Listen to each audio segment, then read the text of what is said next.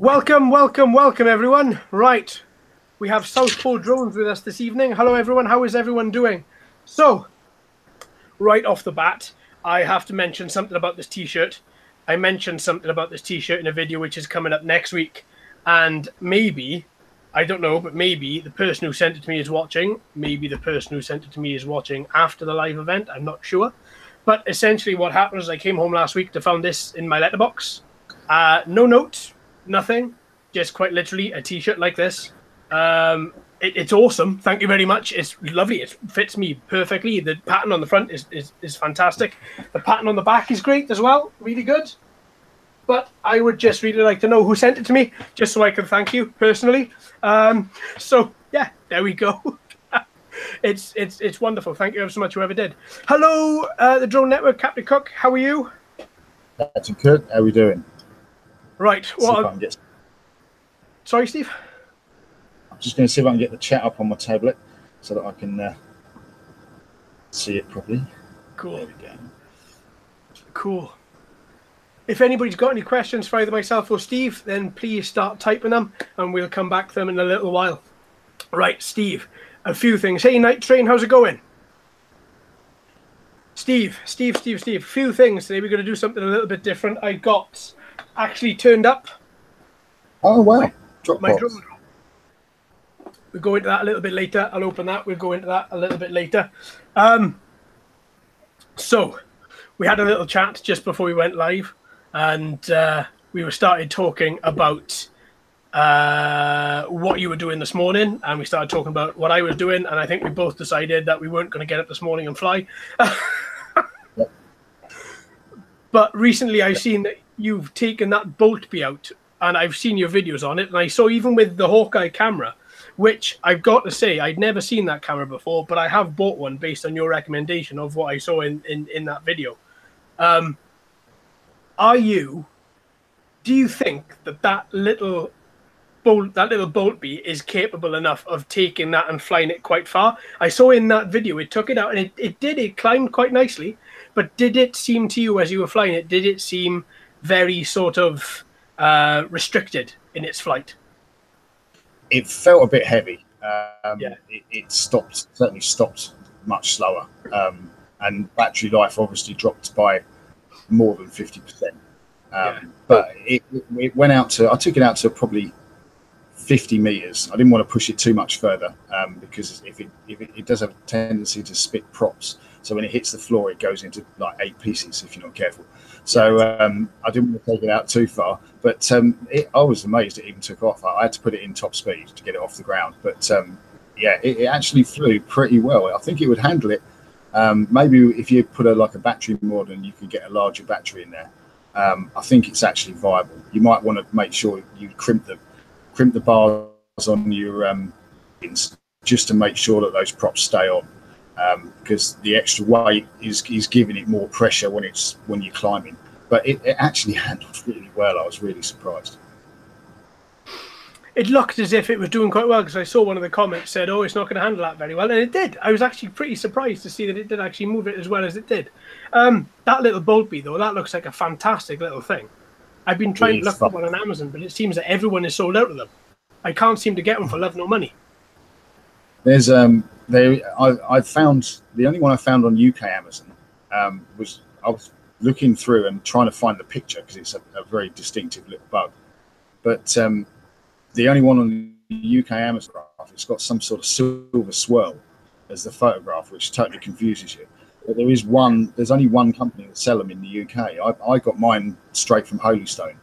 It took 3 weeks to arrive, but I got it on a flash sale for $36, so about 30 quid, something like that. That saved a bit.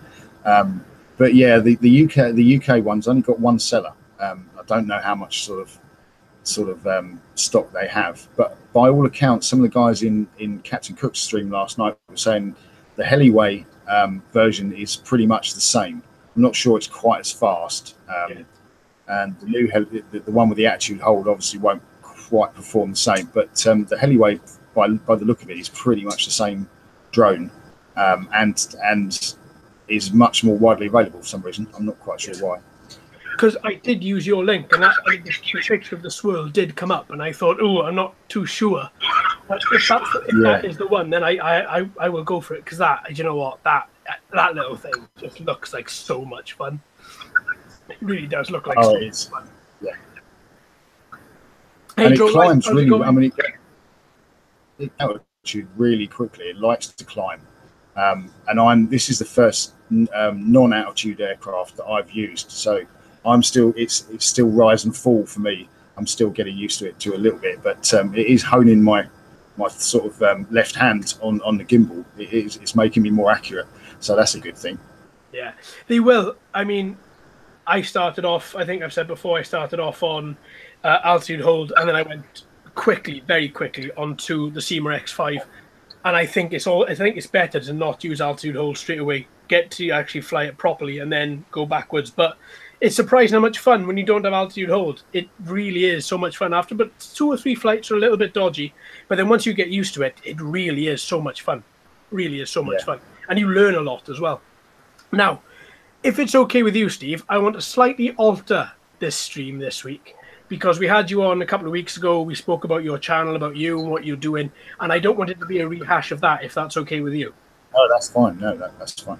So what I want to talk a little bit about is autonomous flight. Right, yep. And really going towards the fact that for 3 days last week, I've been flying a semi-autonomous plane. And I know you've also been flying you said that there was a reviewer that you watched the other week that was flying an autonomous drone. Do you want to talk about that drone first before I start talking about this plane? Yeah, it's Ali Shanmo. He's a quite a prominent reviewer in the drone world. I think he lives in the Arab Emirates. He's been flying helicopters and planes and drones for probably about 8 years on YouTube, I think. Yeah. And he recently did a review on this aircraft. It was a semi-autonomous drone. It's about 4 foot long, with a 3.5 foot wingspan, and it's got 3 propellers, 2 at the front just above the wings, and one takes off vertically. It's GPS locked. It will sit up there for 30 minutes, and it's got a full FPV system on it. So you can use the waypoint system, so you can send it round on a course, or you can just send it to a GPS location. And I'm not sure, at least 2 kilometers, but it'll do 30 miles an hour. So you can fly it like a plane, or you like a drone, and it will hover. But it's quite scary that people essentially can buy their own. It looks like a Predator drone, or something that the military would have in a pack that they would launch. It really does look quite scary. Find a link in a little while, see if I can put it up. But yeah, it's mad looking bit of kit. Yeah, if you can find that, like whack it in the chat. I wouldn't mind having a look at that. That does sound incredible. So with that 30 minutes battery life? I think so, yeah. I think it was 30 minutes flight time. Wow. Which is pretty astounding.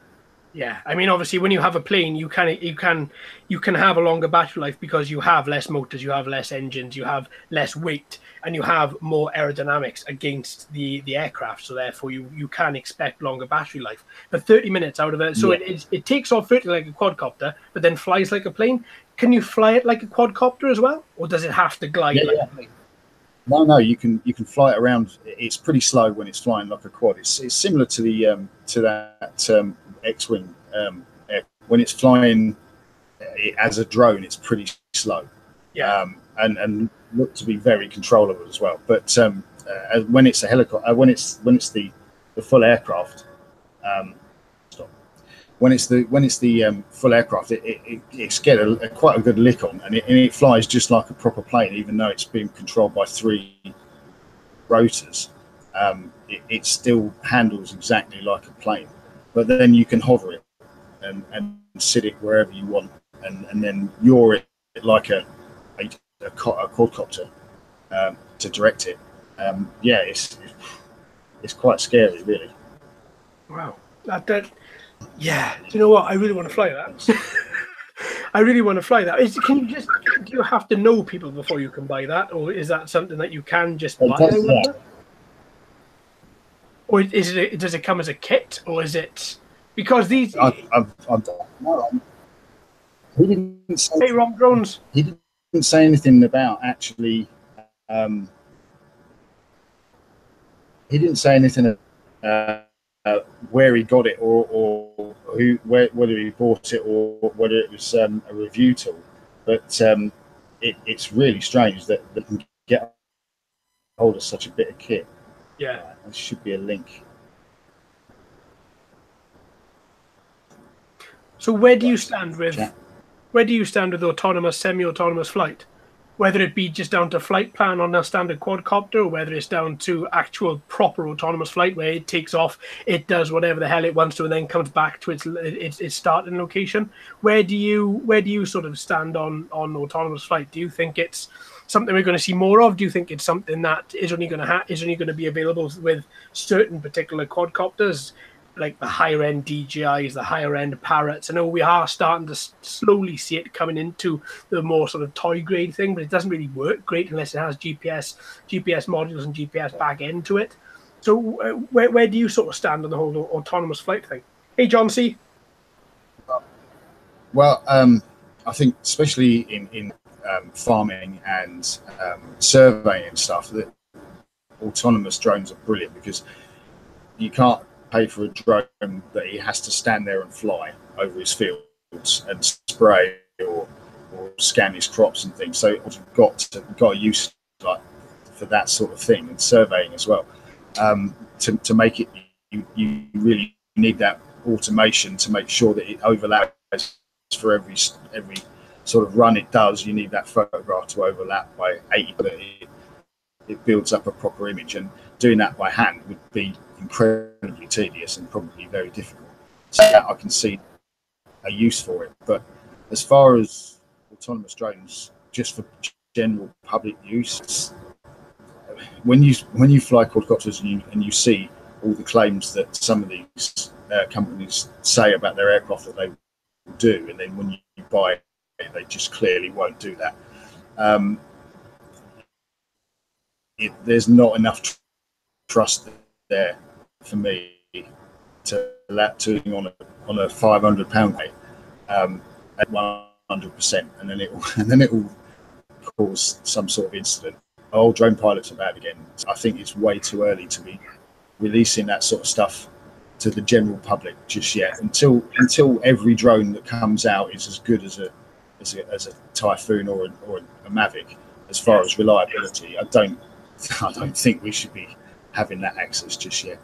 No, and there's a reason I wanted to talk about this, because I've been recently flying the Parrot Disco, which is a fixed wing semi-autonomous plane, and I think when I started flying this was when I bought it, I knew it was going to be large. When it arrived and I started to assemble it, I didn't expect it to have a wingspan of 44 inches. So it's this thing started to get big. I mean, the central module of it, including the camera at the front and the two parts where you attach the wings into the side and the brushless motor at the back, is roughly about that big. And then you have the wings that clip onto the side, and I literally stand next to it, and I can stand next to it and put my hand in it as it's standing on the floor. Wow. It is very big. And if there's one thing that started the alarm bells going off in my head, when I launched it, and you hand launch it, when I launched it like a frisbee, and that singular brushless motor took over, it automatically takes itself up to a predetermined height. So the predetermined height that I had set was 60 meters. Now, the reason I set 60 meters was that it was higher than the trees, so it wasn't going to hit a tree. It was under the 400 foot, a long way under the 400 foot limit. I don't like flying high because if there's anything that goes wrong, you can't do anything about it. That drone's coming down and it's smashed. Yeah. But there's also something else that, hey, Crystal, how's it going? There's also something else with the other alarm bells that started going off, is when I threw that plane and when it took off, it only has one motor. Good thing about a plane is it will come into glide, but this thing has a range of 2 kilometers. So if you're going out and if that singular motor does knock itself off or anything can happen, then that is just going to glide. You've lost it, you know. And I think it sort of sent off alarm bells in my head that I could literally turn around and say, I want to buy that semi-autonomous vehicle, and they can just sell it to you without any problem at all. And even though it's a beautiful piece of kit, it is absolutely incredible. You fly it around, it is just beautiful. I felt as if I had 100% of the control 100% of the time. There's still that moment where you fling it and it takes itself up and then starts to circle around you when it is running in autopilot, where I think, at this moment, I can't do anything about this. It has taken itself up to a predetermined altitude. It is now autonomous. I can't move it. That did make me feel, as you hear in my voice next week when the video comes out, I'm a little bit... I was scared. I was a little bit worried. Because if anything would have gone wrong, then this really expensive plane would have just carried on going. And just flown, and there's nothing that I could do about it at all. But I tell you what, that thing is so much fun. If you ever get a chance to fly the Parrot Disco, definitely do it. 100% do it. It is so much fun. So much fun. But I do think that there needs to be probably more checks and balances for things like that. Because no, however much fun that is, and that sort of Predator drone copy, it's always going to fall into the wrong hands, isn't it? It's always going to be abused in some way. Oh yeah, definitely. And I got quite concerned when you were flying that wing, the big wing, and that when you flip that down into plane mode and it just went. It's like, oh, that's gone. Oh wow, that moves. Yeah, I was a bit worried then as well. Do you know what? Recently, I've been flying things going, I shouldn't be flying. Why am I flying this? That was a great recommendation from Dean Daniels. And I decided, when it arrived and I saw the size of it, I was a little bit concerned, but not that concerned. The Parrot Disco is like 2.5 of these, and these brushless motors, they're incredible. I didn't know what it was going to do. I had imagined it was going to be similar to the Parrot Swing, where it takes off vertically, you click a button, and then it slowly lowers itself and starts to fly. With that, when you click that button, I didn't expect for it to just fall and just shoot off. But wow, that thing is fun. And with brushless motors as well, it's got the power to just go as well, isn't it? It's got a kick. It really has. And when it goes, I literally, you probably heard it in my voice. Well, the first twice that I tried to fly it in that video, I crashed it because I thought, well, this, I don't take planes high. I take them maybe about 25, 30 foot, if that. Yeah. And I think that's fine. It's a glider. They have aerodynamics. Planes are built to fly. If a 300-ton plane can fly fully loaded, a 250-gram plane can fly. Do you know what I mean? It's simple aerodynamics. Yeah.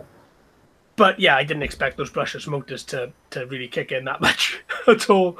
I really didn't. But yeah, you need to take that thing high. You really do. If you don't take it high, then it's just going to crash.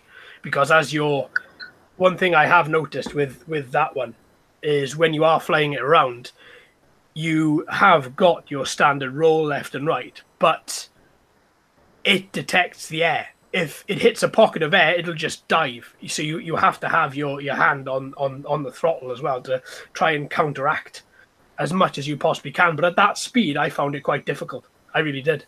I found it quite difficult. And the Disco goes up to 50 mile an hour. That thing was 25. Yeah. Wow. Not really. Yeah, I mean, compare it to the C1. Is it C-130, the Hercules or the Starlift that you've got behind? That was such a nice the C-17. Yeah. That's it. Yeah. That is such a. Yeah, that's. Yeah, I've ruined that. I've. Oh, bless it. I love building things. I take a great deal of delight in building things, and then they just break. But yeah, I've ruined this. I tried an experiment the other day, and the experiment worked, but it left the plane, missing a lot of parts, and one motor doesn't work anymore. But I'm going to rebuild it. I'm going to try and see if I can get 2 really small brushless motors for this as well, and see what I can do with that. But yeah, this little thing is great. But this little thing, as you saw in the video, it's maybe 6 miles an hour. It dawdles along. It's lovely.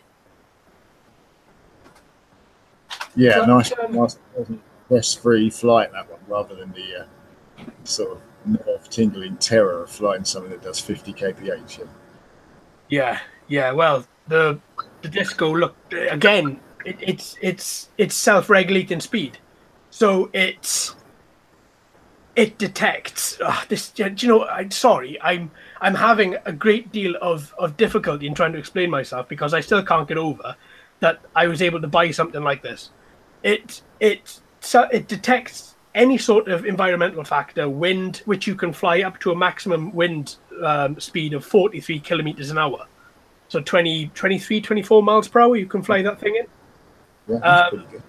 It detects its own speed. So as soon as it's going, if it hits any sort of resistance on the front, left, or right, then it'll adjust the motor. So at one point, I was doing 11 meters per second. I turned it round, but because there was more resistance coming from the other direction once I turned it round, it started doing 19 meters a second. So yeah, that's a little bit scary, because then all you've got is just a turn. You can slow it down, but then if it detects that resistance isn't there, then what's it going to do then? Is it going to keep on with me reducing the speed? Is it going to actually slowly start to dive? I don't know. I was a little bit too thing to test that. Maybe I will test it in time. John C. That could end. Like I've noticed with practice GPS drones, they're amazing and smooth. Toy grade or medium grade drones are a little bit more unpredictable. Yeah, the hobby grade. I find the hobby grade drones to be pretty good. GPS drones to be good. Toy grade GPS drones are generally okay as well if they're at the higher end of the price market. So sort of maybe 90 to 150 pound mark, then they're okay. Generally, they're all right. If you're getting one which is 30, 40 quid, chances are that's not going to be great. Yes, I don't know, Steve, have you flown any really cheap GPS drones and thought actually this thing is a winner? No, I've not. I've flown a couple of GPS drones, but one was an HS100, Stone HS100. That's up to quite a good bit. And the other one he had was a small, I think it was an S20W, tiny red thing. It was about 30 quid, 30 or 40 pounds, and that was just awful. It toilet bowled pretty much all the time. It was standing still, no matter how many times you calibrate the compass. And S30, even if you got steady, one of those. That's the one. Yeah, one of those. Yeah. It every time you tried to do any sort of follow me or anything like that, it just went into toilet bowl. It was just awful. Yeah. So I think you're talking sort of 80 to 200 pounds. You're going to get a good GPS toy grade or hobby grade quadcopter if you do get what you pay for sometimes when it comes to drones. Yeah, you do now and again. Hey, Kolsky Drones, how's it going? Oh, you have the Disco as well. Oh, great. What do you think of it? Do you like it? Where do you fly it? I found that the area that I flew mine in, which is a 500-foot by 400-foot field, was far too small. You need at least a kilometer of land to fly it, I think. What do you think? I want to hear what you think on that. I think it's an incredible bit of kit. This is the thing, isn't it? The S30, I really enjoyed. I tend to split things up. So I look at it as a flight perspective. I look at it as a follow me perspective and things like this. I will 100% agree with you and say that follow me was absolutely useless. It literally, and this is the difference, isn't it? It's not just a little whirlpool. It was quite honestly a 10, 15 meter whirlpool. And it just keeps on going round. And I've tried this in various different locations, and it's exactly the same every single time. So yeah, there's not really much you can do there at all, other than just unfortunately just go for a more expensive GPS drone, as you say. But I don't know. Sorry, mate.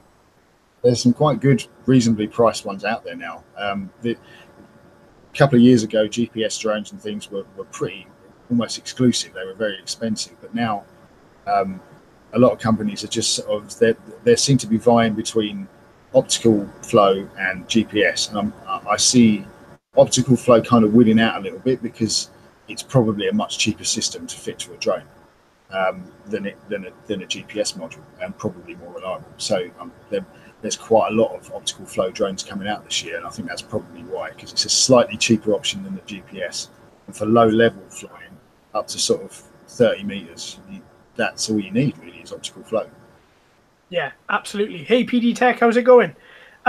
Yeah, I will agree with you. I've got about 4 or 5 optical flow drones, and I would say on the whole, unless you go up, exactly as you said, unless you go up very high, they're going to work well, and they're going to work well repeatedly. And there's no extra calibration. There's nothing else that's needed. You don't knock it about, don't bash them about or anything like that. Make sure the lens is clean. Make sure there's no film over the lens, and you're fine. You're good. And they hold incredibly well.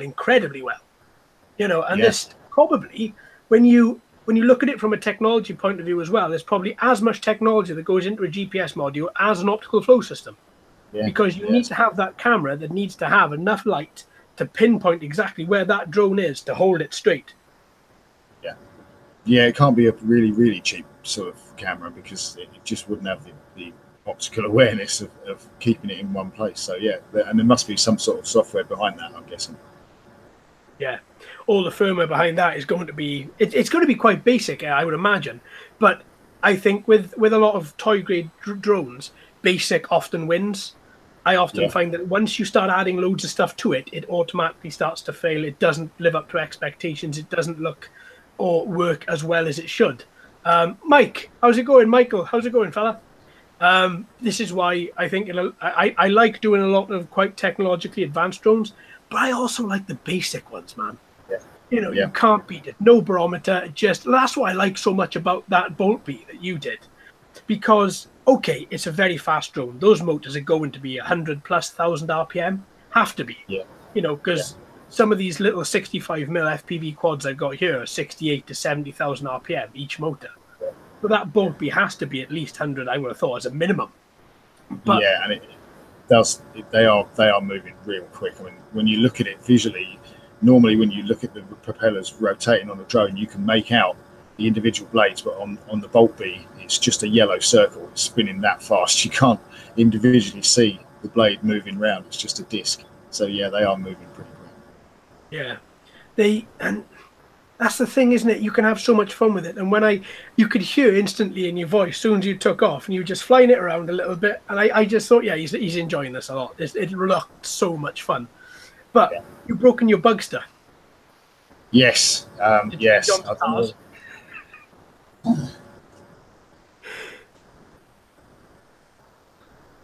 Yeah. I'm not sure if you can see.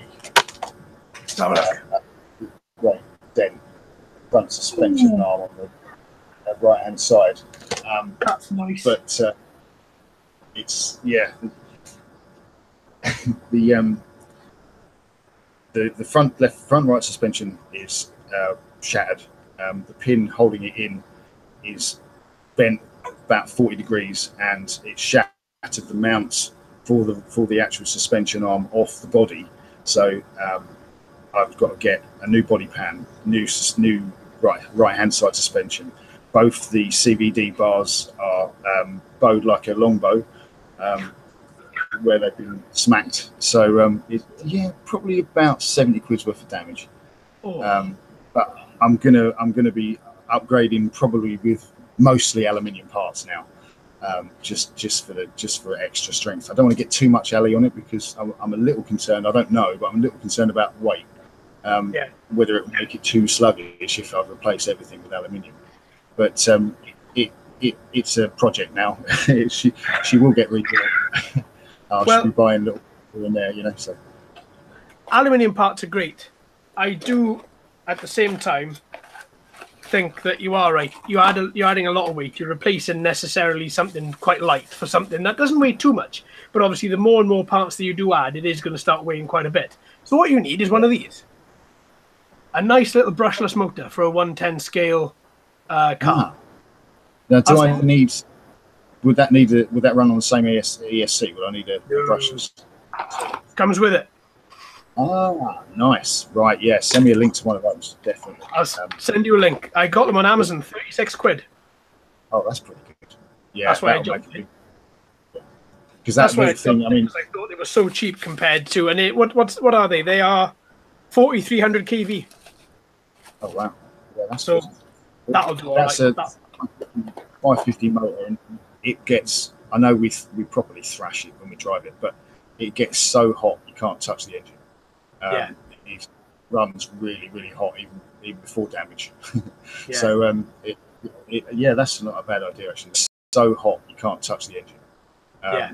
It runs really, really hot even before damage. Yeah. So yeah, that's not a bad idea. See, and it plots your course. It tells you how fast you're going. They're pretty good actually for the price. They're really, really good. I think it was about 50 quid. I think 55 quid. And they're really good. But I'm having difficulties in getting getting a proper map overlay. So that's why I was asking. So I was wondering whether or not I could actually get something built up like that, because that would be quite fun. But because you attach them to all these drones and whatever just for pinpoint holding, it'd be quite nice to get one attached to a car. Yeah, and I think you could probably get a GLONASS system or something from Amazon and get some sort of compatible ESC to run it. I think certainly you could mod it. I bet there's people out there that have already done it. I haven't checked YouTube, but I'm guessing someone's tried it. But that's actually not a bad idea. Yeah, absolutely. John C. He went from you got Phantom 3 standard. Yeah, Phantom 3 standard. If you've got a toy grade GPS quadcopter and then you have the Phantom 3 standard, the Phantom 3 standard for its size, it's just brilliant. When I had my Phantom 3, I took it out every opportunity I could.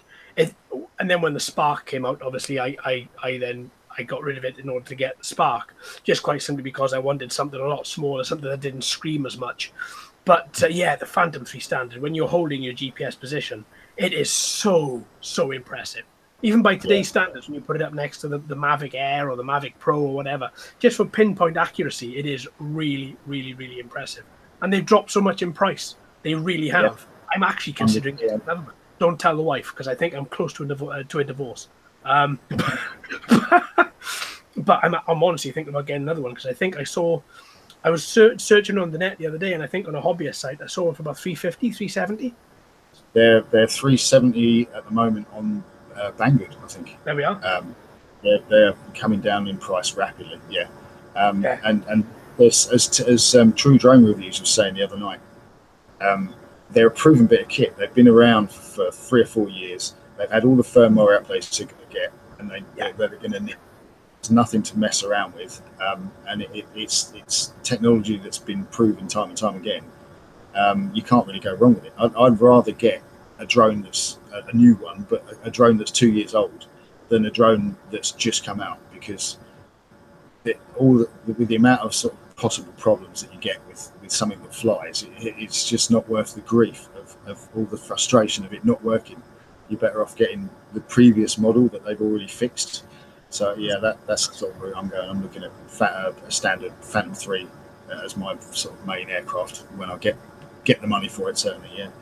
Yeah, absolutely. Because I did, I think, looking at the GPS. I'm reading some questions there, which I will come to in a few seconds, folks.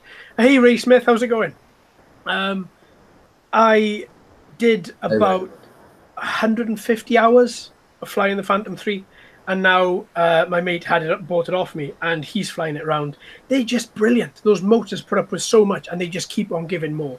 But you are exactly right, and TDR is exactly right as well. They are proven, and there's no firmware updates, so you don't run the risk of bricking it. Not that I do think that if there is a firmware update to be installed, install it. It can only help. Obviously, there are those times like my Spark, but fortunately that's all sorted. But yeah, they're proven. You get exactly what you pay for. You know it's going to be good because there are millions of videos on YouTube that show that it's good. And the fact that DJI are still producing them, or they're still in large enough quantities for people to sell them, it just goes to show that, they're still making money off them. Yeah, they're still supporting them as well, as far as I know. The DJI are still supporting the fans. I think so, yeah. That might have ended this year, but they obviously still think there's plenty of money in it, because it's it's a price point. It's dropped to a price point now that they weren't previously covering, so it's kind of like it's made its own niche for them. Yeah. I posted on my Instagram about 2 days ago. I was going back through some of my old videos. I like to do that. Just sit down, have a beer, go through some of my old videos and everything. And I was looking back at one of them where with Phantom 3, I took it up when I was still flying in the park. And I was recording two other drones flying with me recording using the Phantom 3. And it's even at that point where I was thinking to myself, if anything goes wrong, I've got 3 drones to contend with. But more to the point, I knew nothing would, because it's the Phantom 3. And it is just such a good bit of kit. I cannot rave enough about them. So yeah, John C, your Phantom 3, mate. Yeah, do you know what? That's going to last you. That really is going to last you. And also, Kolsky Drones, you say something again. The 502S is a great beginner GPS drone. It is. I had the 502S and the 502E, and that was my entry level into the GPS quadcopters. And I think at the time they were still about 170 quid. And I loved them. I thought they were absolutely brilliant. And now they've both gone. Somebody on the channel, one about 1.5 years, 2 years ago, and another one my mate has got. And yeah, they're still being flown, and they're still great. They really are great little drones. Yeah. They're the only drones I've found. They're the only drones, Hubsons are the only drones I've found that emit a really high-pitched squeal when you turn them on. Yeah.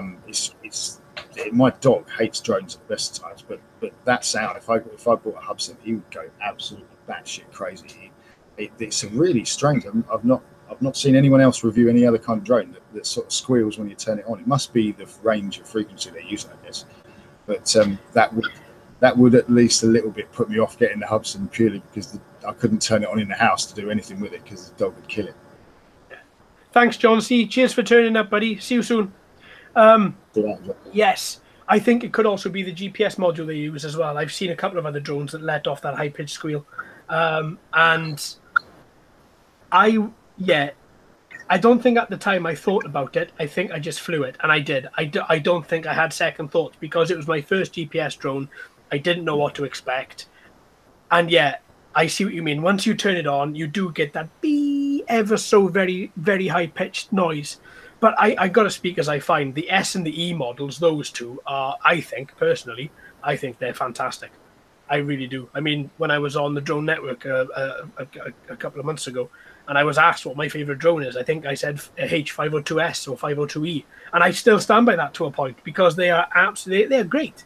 They're great, great, great drones. But then I've also had another Hubson, which are absolutely useless. It's you win some, you lose some, don't you? It's true, yeah. But they do look to be quite a stable drone, especially because they're not very big. But they do look like they sit very well in the air. Yeah. For photographing and stuff, they do look quite good with the kit. Yeah, they are. The cameras and the lenses aren't good at all. You're not going to get yourself a good video. You're not going to get yourself a good bit, a good photo. They're not detailed. Up to about 20 meters, 10. No, that's a bit too far. 10 meters, you look blurry. They're not good cameras. But as a little flyer, yeah, I think they're both fantastic. I think they're really good. And what's more, you get some pretty good battery life as well. I think when I was testing one of the battery life, I think I had about 11 minutes or 12 minutes out of it. Now this is a toy grade GPS quadcopter with a minimal sized battery. That's not bad. That's pretty good, because the GPS units do sap the batteries, don't they? So the 11 minutes is pretty good, yeah. Yeah, absolutely, absolutely. Hey, Sharan, Sharu, how are you? Unbox one Ishin HW99W, please. I haven't got that one yet, buddy, but what I will do, I will add it to the list.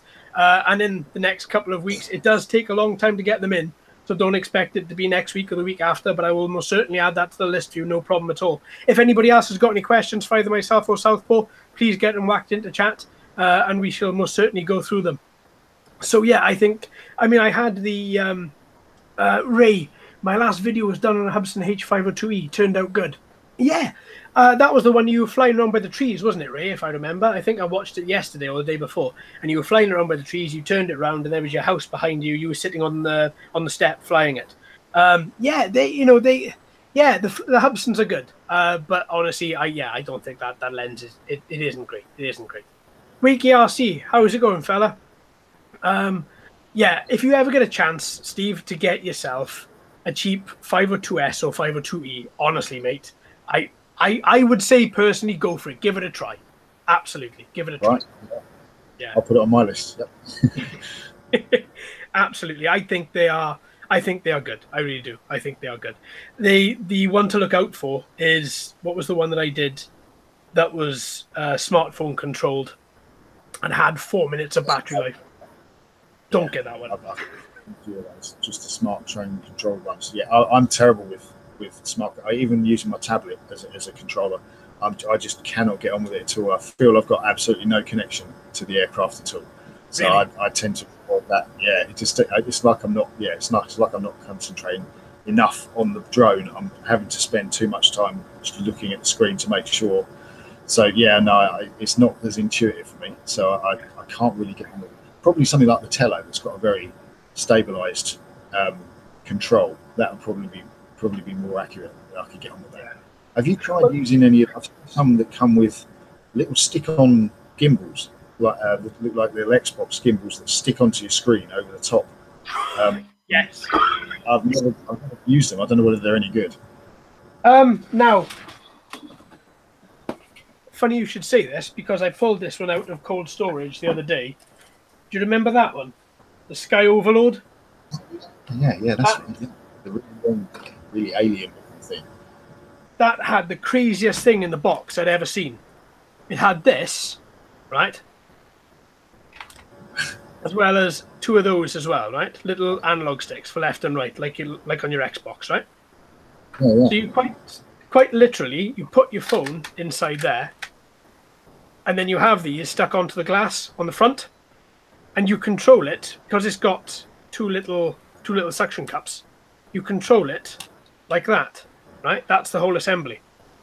Oh, yeah, that's right. Yeah, and I tell you what, it is absolutely useless.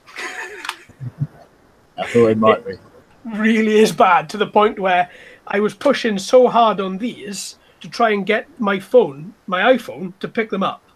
And it just wasn't happening. And I took them off and I put my finger ever so gently on the screen, and it picked up that. And I was like, well, these are terrible then. So I threw them in the bin. So yeah, since then, I don't bother. And I think I even said in the unboxing to this one, if you want to put these on, that's great. I'm not going to be. Yeah. But that's quite literally it. PD Tech, the control range is really good in the H502. It is. Really good. I never did a test of the transmitter range, but I have seen other people that have, and it has got some good range. Wakey RC had a great day with the drones and the Truggy. Loved your review of the drone plane. Thanks ever so much, buddy. What Truggy are you taking out? Is that still the S912? I love that thing. He's sitting in the corner, just in the corner down there. He's a wonderful little thing. What other drones you've taken out as well? Are you still have you got to handle the MJX yet? The Bug 6, wasn't it, that Heath gave you? How's that going?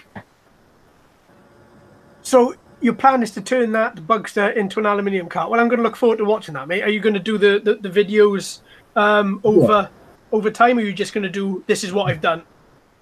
No, I'm hoping to, because the parts will be coming in sort of monthly or whatever, or weekly. I'm going to just do a video of whatever I'm going to be building first. I'm going to start from because the suspension's gone, because the mounts have gone. I've got the belly pan will be the first thing to replace. I don't know. I might get the toughened plastic belly pan, and then make everything else aluminium, because that pan's going to be the most weight. I'm guessing that's going to have the most weight to it. But I'm still a little concerned that if I fit the plastic one, maybe it'll happen again where it'll be able to break the mounts, rather than if it's an aluminium pan, it won't. But as long as we don't hit it quite, you'll see. We did a video. I'm in editing that, so I'll put that up hopefully tonight, probably tomorrow morning. Nice. So you'll be able to see. But the whole skate park is made of metal, so it just happened to hit the corner, just the corner of a straight upright, and it was just a big bang, and it's like, okay, that's quite serious. Damn.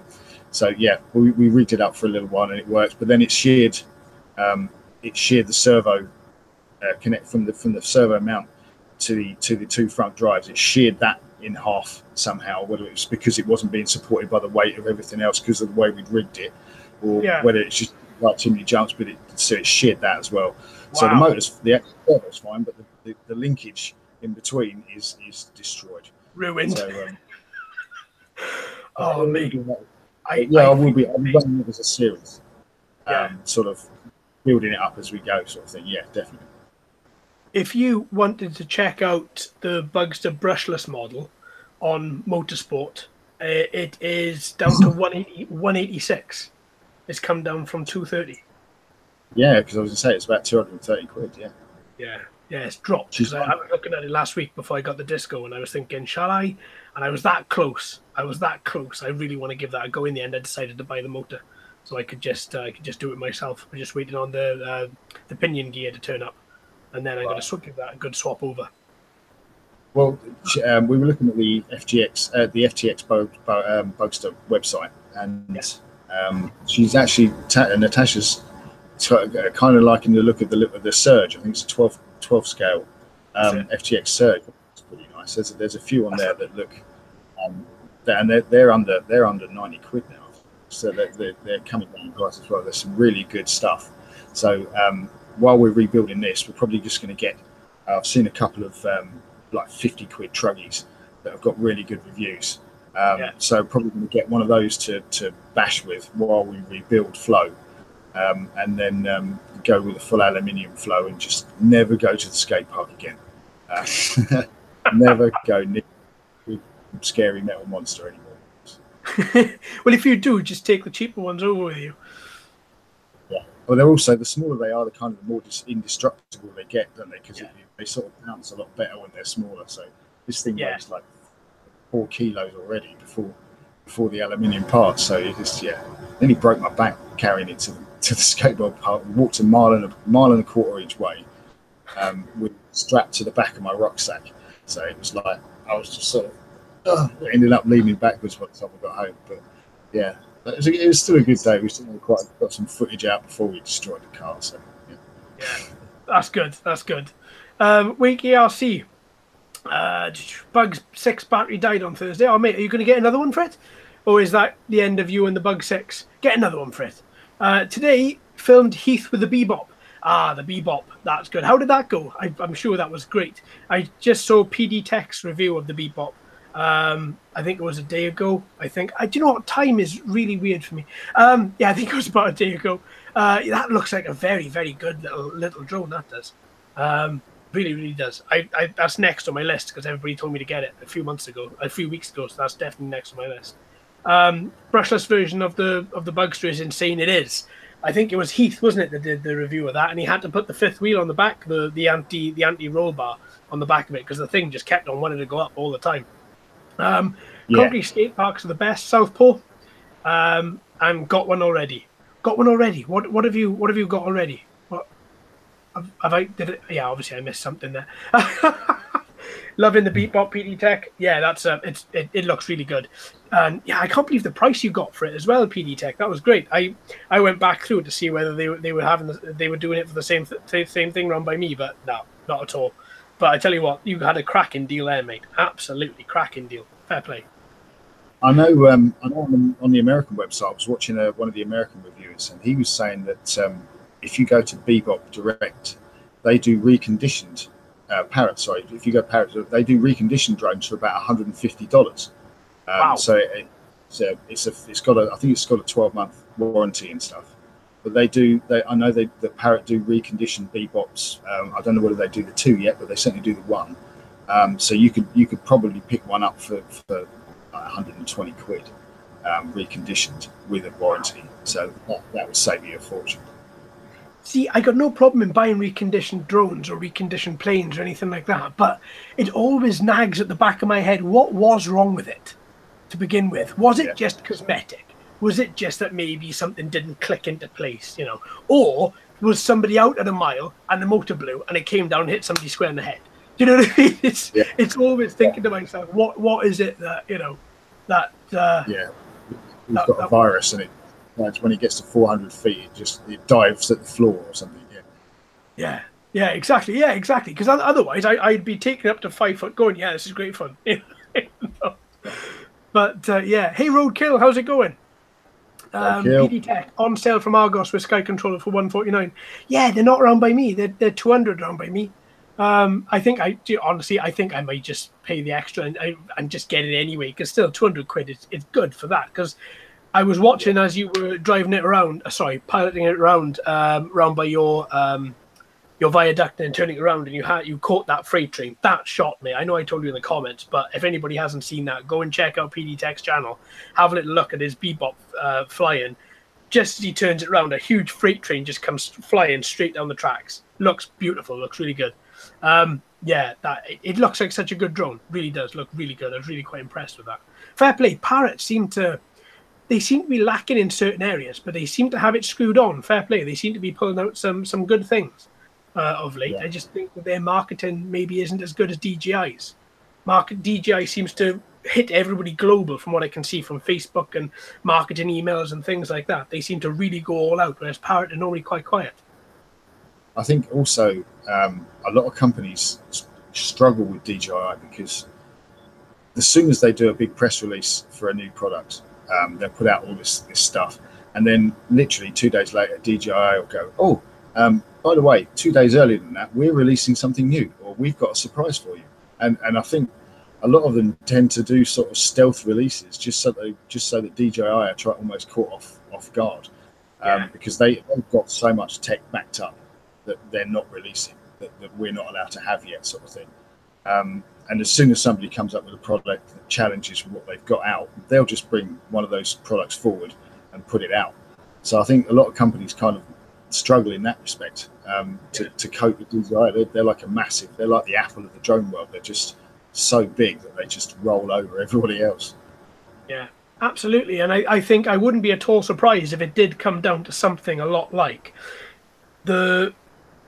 this is going to sound like quite a conspiracy theory thing, and I don't know, maybe it is, maybe I'm just insane, but I wouldn't be at all surprised if they came to a point where all these technology firms, the big firms, Parrot, DJI, Unique, all creating these huge, wonderful, wonderful aircrafts. I wouldn't be at all surprised if the military had some sort of say in what they were building to a certain extent. Now, okay, just that does sound a little bit, oh, hang on, JD's gone mental, I'm ready mental. But I honestly wouldn't at all be surprised if that was the case, that they had technology out, they had to be approved, or that it was decommissioned technology that the military did use, and then it was being shifted into the consumer market.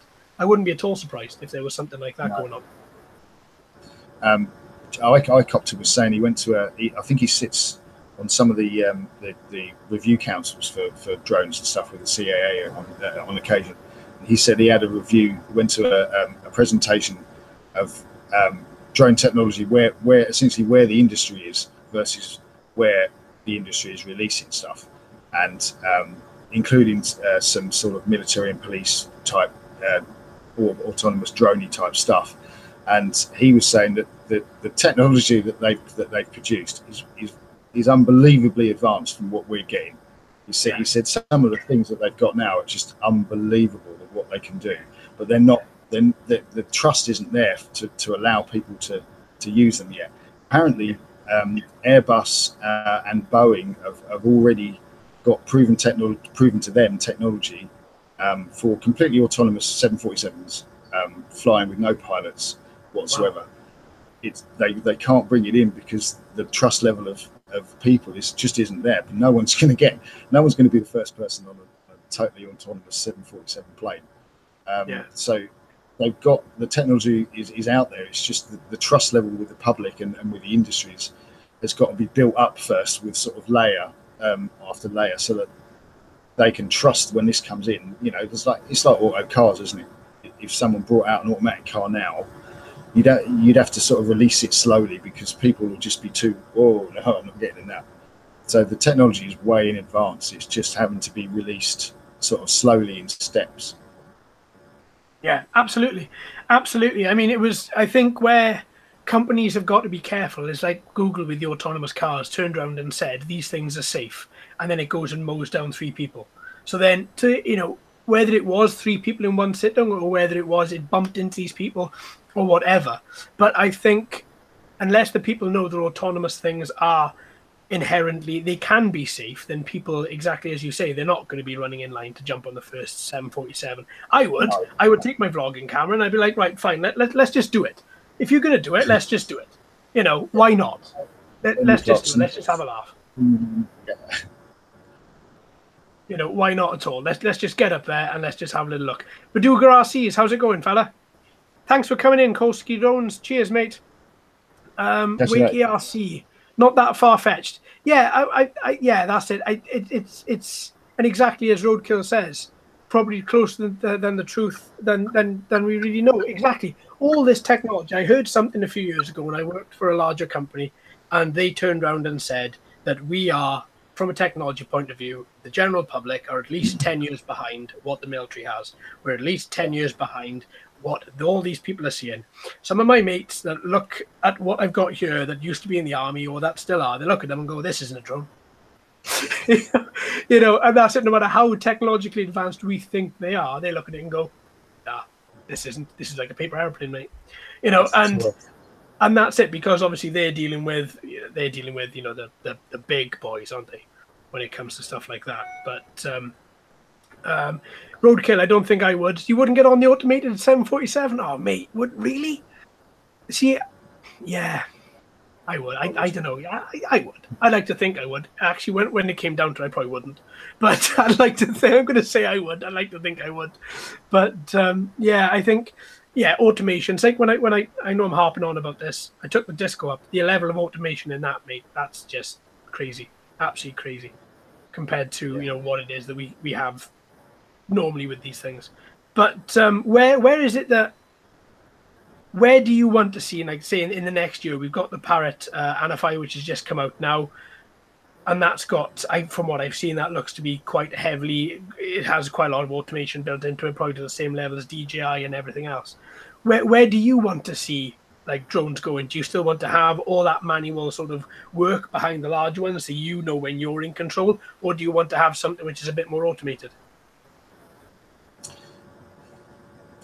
I like this the current level of automation as far as holding position and flying a set route and going to a specific position, orbiting and tracking and stuff, that sort of thing. They're fine. As far as any more, I think if you gave my drone any more automation than that, it pretty much would feel like I was a fifth. Why am I here? Yeah. The drone's doing it for me. You know what I mean? I don't really need to be here other than to press the takeoff button. So from a personal point of view, I wouldn't want any more autonomy than the current level of DJI and Unique, that sort of level, because it would feel like you weren't really necessary and you weren't really flying it if it had. Yeah, even the collision avoidance systems on the Phantom 4 and above, a lot of the pros turn them off because it stops them getting certain shots because they can't get close or they can't get between the gap. So they could develop that. That's that level of automation where it's slightly more intelligent for what we already have. I don't think we need any more tricks. Just refine the tricks we've already got as far as sort of more normal drone flyers go. I think you're right. Hey, True Drone Reviews, how's it going, TDR? I think that's very true. A lot of companies will want to build something. They won't want to finalize it. They'll just build it, add it to it, and then say, right, there we are, that's done. What's next? No. Refine what you have. Use what you have. Like the Spark, the vision system on the front, the collision avoidance system rather on the front. Because all the grass is really high where I fly for the moment, it gets alerted that there's grass in front of me, which is good that it can see that there is something as thin as that grass in front. But it really is quite annoying when you come to land and it's like, no, I'm not landing because there's grass. And as a pilot, I'm making the decision to land because the grass is soft, and it isn't going to get stuck in the motors. The grass itself is very, very low. where I'm trying to land. But at the same point, it's like, no, I'm not landing. So I've got to take it out, do this. I've got to push it in the air, hold the transmitter in my hand, stamp the grass down with my feet, and then bring it around again to try and land it, or palm land it. Because it just won't land. But yeah, rather than actually refine that, they always wanted to try and move on to something else. Mark Pugh, how's it going, fella? Did you fix your bugs after, buddy? Is that all up and running now? Did you find out what that noise was? Have you? Are you going to replace that motor anyway? Yeah. So I don't know. I think as much as I like autonomy, and as much as I like a bit of autonomy, at the end of the day, it's still humans writing the code for a lot of it. Humans still make errors. It's not as if it's machines writing code in a language they understand in order to do something that they're in control of. So there's always going to be human error to a certain point. There's always going to be other things like, say, humans putting bugs into the code or whatever. And I think that that can be a little bit. That can lead to some issues as well. But I like going back to the boat bee. Sometimes I just love no technology. Just 4 screaming motors and a little transmitter and watch me go, Yeah. And you can actually develop really good skills by using things like that. Yeah, the simplicity of it means that it's like driving a vintage or classic car. It takes all that away, and you're just left with your own skill, and it sort of strips you bare because you've got no toys to help you. It's like I watched a few videos on the people taking their PFCO course, and a lot of the pilots when they're all flying, they've got expensive. They bought DJI Inspire 1s and 2s, and they've got massive aircraft. But when they're asked to turn it off the GPS and fly it in ATI mode, because you have to do quite a lot of your certificate with ATI mode, not in GPS at all. They were horrible. They couldn't, because all they'd ever flown was a GPS aircraft. They had no actual pilot skills whatsoever. They can follow all the instructions from DJI, but as far as actually flying it on their own, they couldn't do it. They were terrible. So it is really good to learn basic skills first, then move up. Even if you've got the money to go and buy a Mavic, buy yourself get a Hubsan first and practice and fly it first, in something small, so that you at least, if your GPS fails, you've got the ability to get it back to you. Whereas if you've not got those skills, then you've just lost your aircraft. It's gone. Yeah, I think it's quite funny. I mean, sometimes I take the Spark up and I just leave it in ATI mode and just fly around with it, and it's great.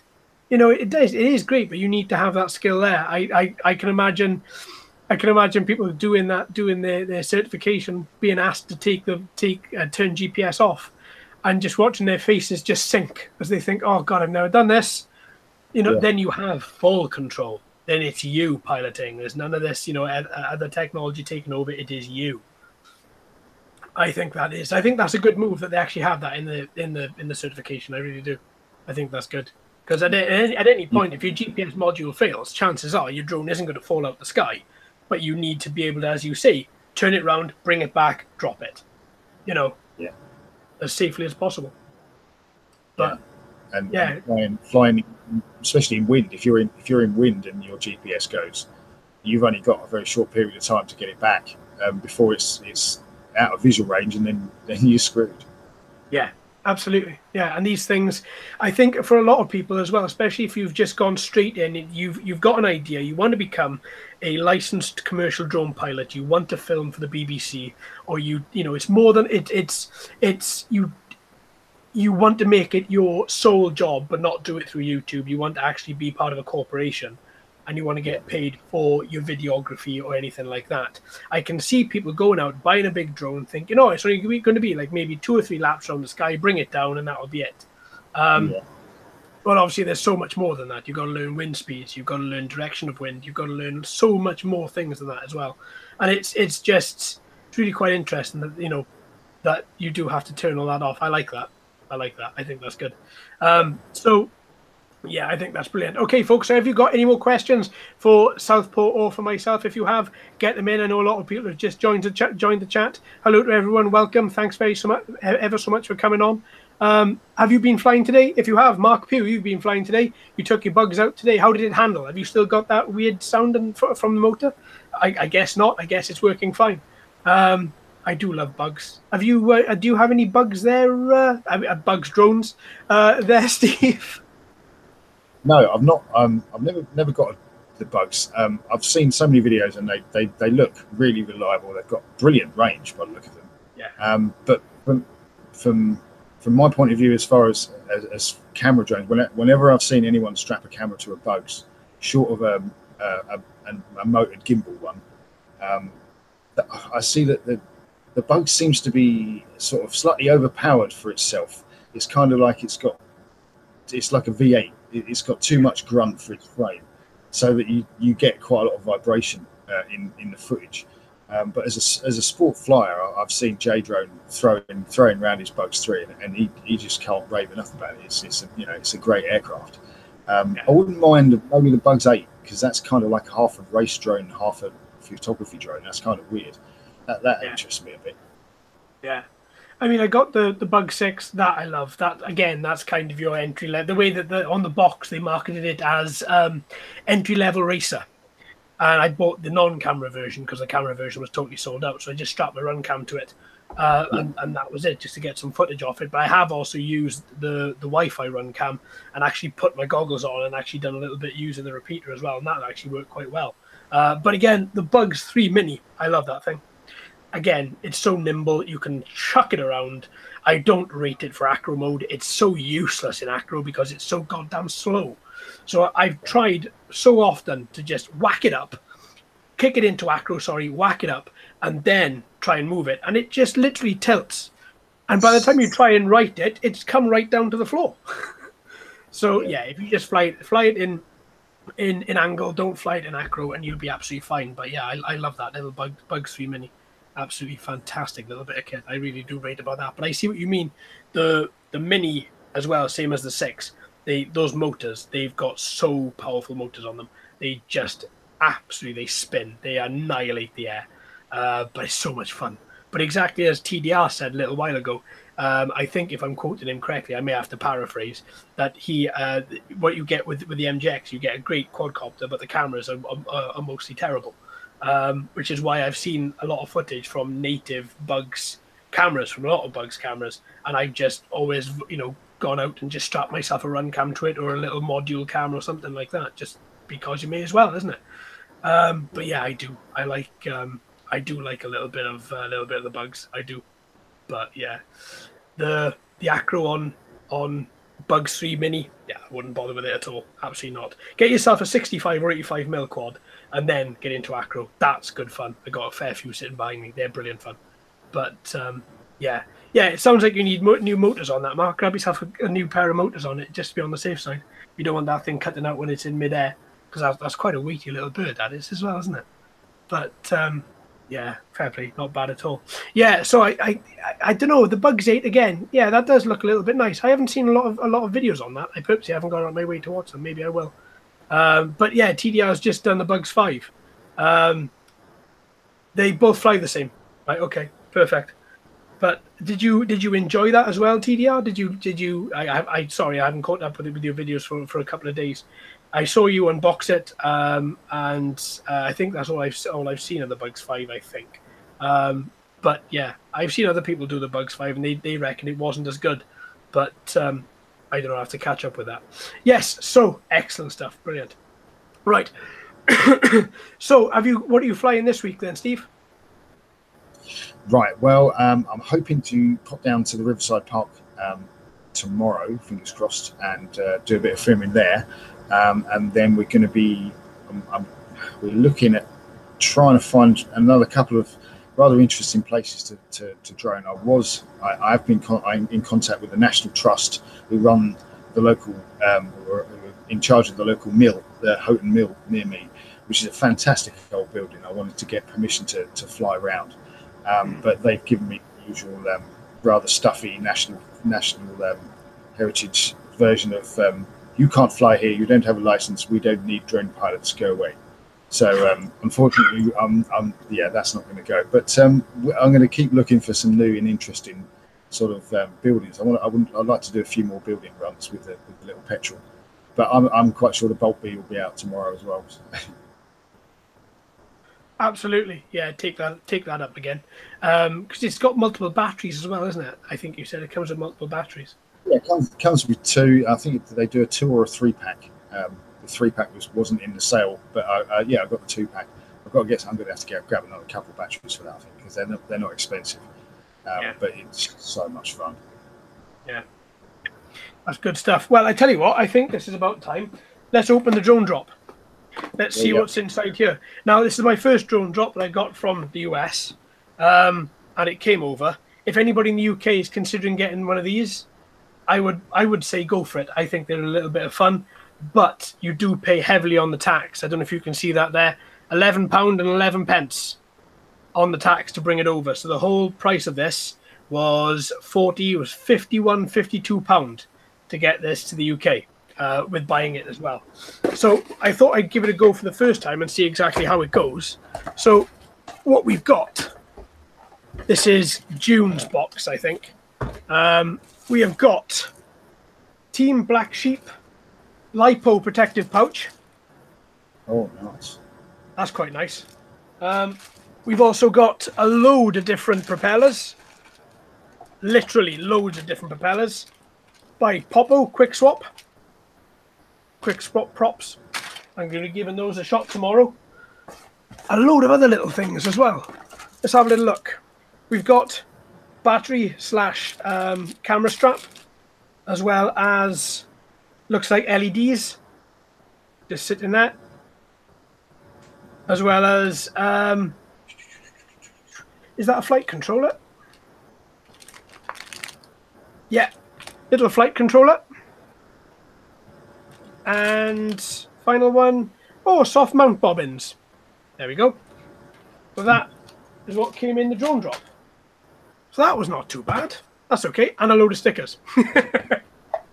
That's okay. So I should be getting the next one now, hopefully within the month or so. But yeah, that sounds quite good. So what is £52 in US? Hang on, we'll have a little look. I haven't got a clue. Steve, do you know? Probably 60 quid. $60, something like that. No, it's not. Yeah, there's not much in between it anymore, is there? Dollars and pound. $68. $68. That's not too bad. Wow. But yeah, there isn't that much in it either at all. Yeah, great stuff. Okay, fantastic. So you're going to be taking out the Bolt B tomorrow. Do you have any ETA on when you're going to be fixing that Bugster, or are you just going to be adding little bits to it now and again? I'm ordering the belly pan Monday, probably bought all the belly pan Monday, and then on Friday, probably the first piece of the front suspension, the actual aluminium arms. I'll get those next, but it'd be the belly pan first, so that we actually got something to fit everything to, and I'll do a video of taking everything off the old frame and labeling it up and putting it nicely and neatly away before we can put in the new body pan. So yeah, it's going to start. Hopefully, the first video should be next weekend with a bit of luck, depending on how long it takes the belly pan to arrive. Yeah. Oh, excellent stuff. So I'm actually quite sure. So you're getting it from the UK, I'm guessing. A UK company, I think they're called Matless, or it's a big M anyway. The logo. But they're and they're about the same price as if you order it from FTX themselves, minus obviously the US postage. So yeah, I think the suspension arms come in at 20 quid, 22 quid a pair. They do full size shock absorbers for 12 quid in a pair, front or rear. They're not that expensive. The belly pan's about 30 quid for the aluminium one, or 8 quid for the toughened plastic one. So pretty cheap parts really. Even an engine, a normal brush motor is only £7.50. So parts aren't expensive. I just do it weekly and grab them. Are you Chris, MD95 PSI, how's it going? No problem, not late. It's all thanks for coming in, bud. Are you thinking of doing more FPV? Because I know you did your first FPV down in the park, flying in the corner view. Are you going to be doing any more?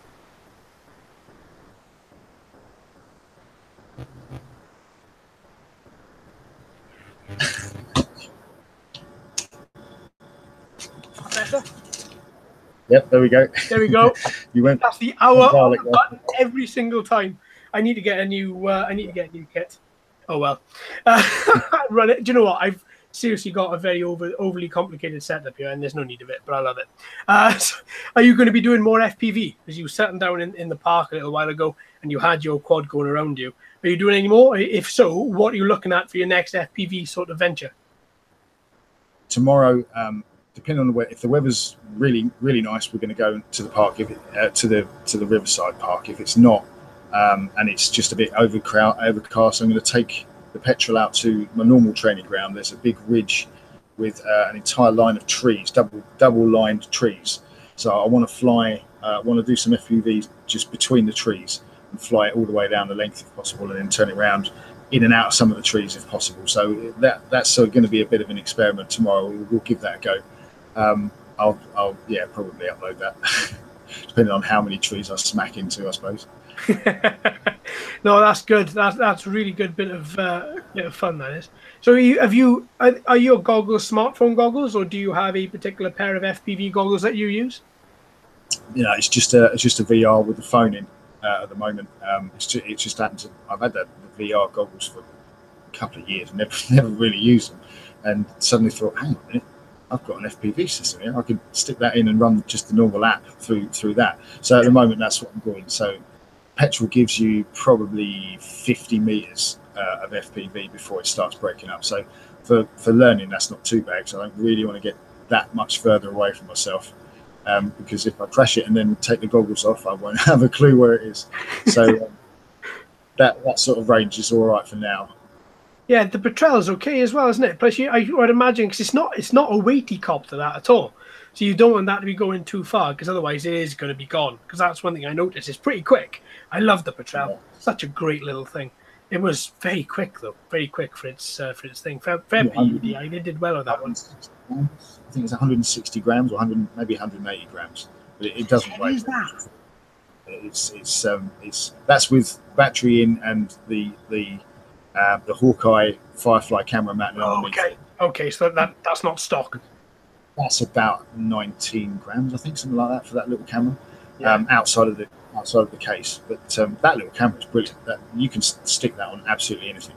1080p, the 720 sort of zooms in, so it gives you a smaller picture rather than a less detailed one. But the 1080p image is really good for the price of it. It's like 20 quid or something. Yeah, I first saw it on your Bolt B video, and I actually went out and I thought, wow, that's really cool. So I picked one up.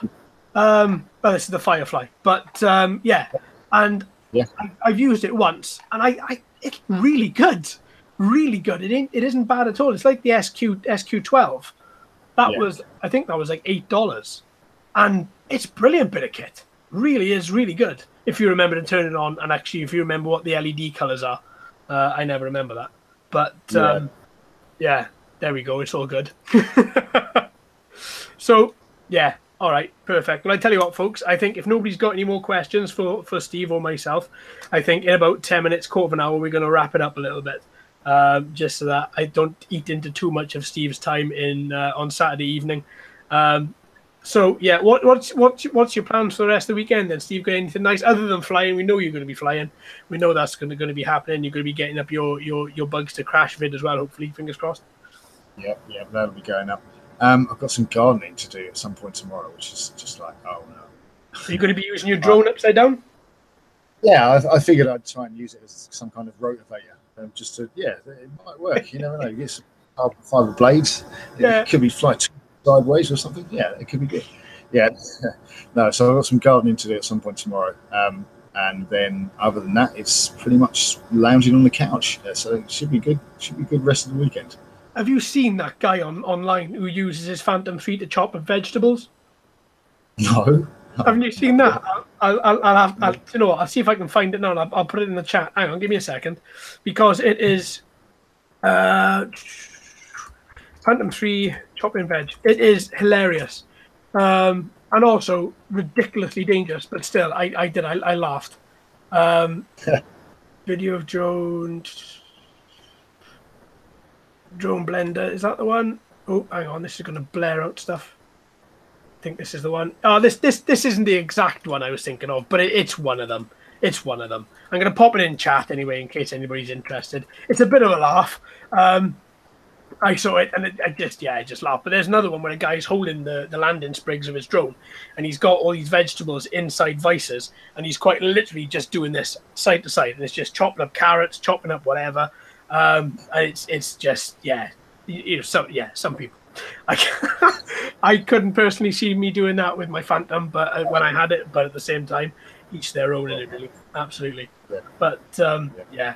So do you think DJI are going to be bringing out even newer quads recently? Because they had a DJI thing that was coming out, didn't they?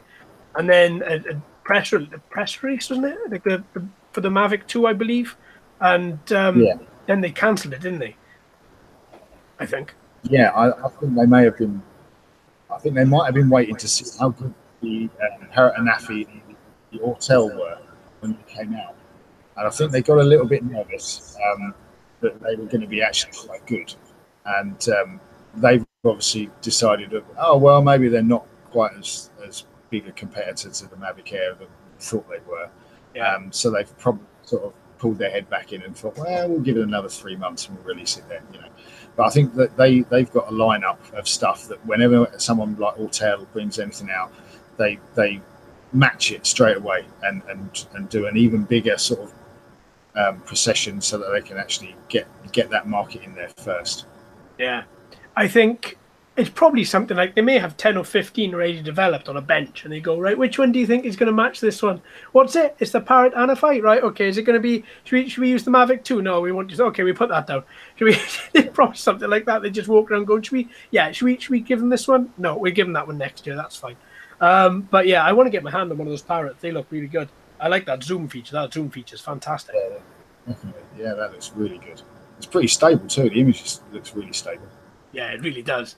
MD95 TSI, JD Quad, imagine a race drone cutting veggies. Do you know what, mate? That'd be right. I'm going to take the 30B, I'm going to clamp it into a vice, I'm going to get this thing on full chat and see if we can chop up some peppers. Oh, man, that would be brilliant, wouldn't it? That would be absolutely hilarious. But, yeah, just, do you know what? The 100 TDR, I think the 180-degree camera of the Anafi caught them off guard. Yeah. I don't think they saw that coming at all.